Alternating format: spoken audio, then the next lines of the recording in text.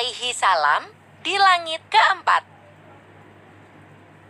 Jumlah manusia di bumi semakin bertambah. Sebagian dari mereka tidak lagi patuh pada ajaran Nabi Adam. Mereka suka berjudi, berkelahi, dan berbuat dosa lainnya.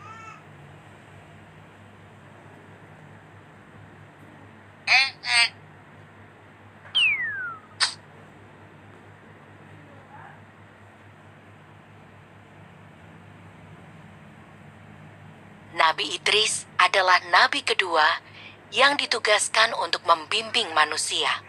Nabi Idris sangat taat pada perintah Allah.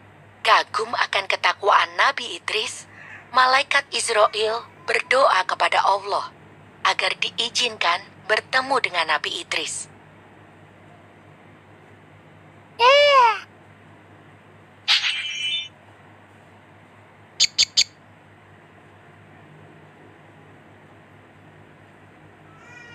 Malaikat Israel turun ke bumi dalam wujud manusia untuk menemui Nabi Idris. Saat itu, Nabi Idris meminta agar dapat merasakan hal gaib. Misalnya saja, mati melihat neraka dan melihat surga.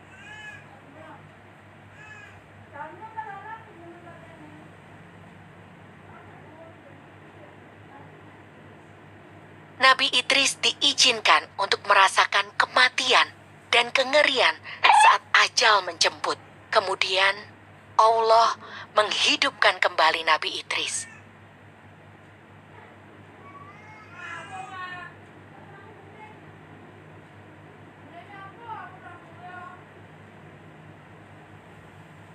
Nabi Idris diizinkan untuk melihat neraka, tempat yang sangat menakutkan.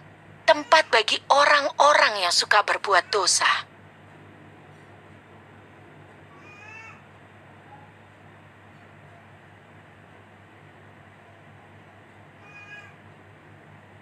Setelah itu, Nabi Idris diizinkan untuk melihat surga.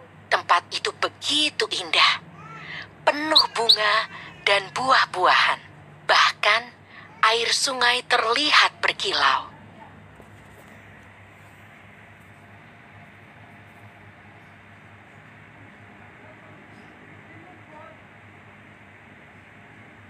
Surga adalah tempat untuk orang yang taat pada perintah Allah.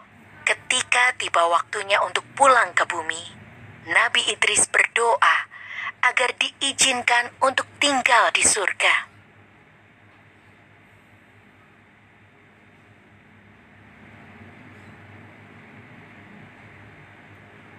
Allah memang Maha Pengasih dan Maha Penyayang kepada hambanya yang selalu taat. Allah memberikan tempat yang mulia di langit keempat kepada Nabi Idris.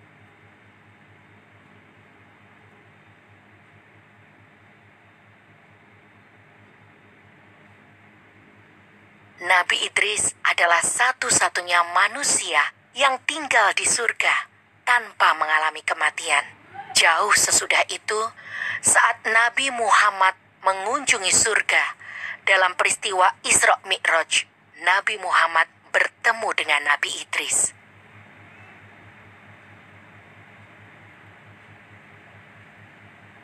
Kisah ini diambil dari surat Maryam ayatnya yang ke-56. Dan ceritakanlah, hai Muhammad, kepada mereka kisah Idris yang tersebut di dalam Al-Quran. Sesungguhnya ia adalah seorang yang sangat membenarkan dan seorang nabi. Surat Maryam ayatnya yang ke-57. Dan kami telah mengangkatnya ke martabat yang tinggi.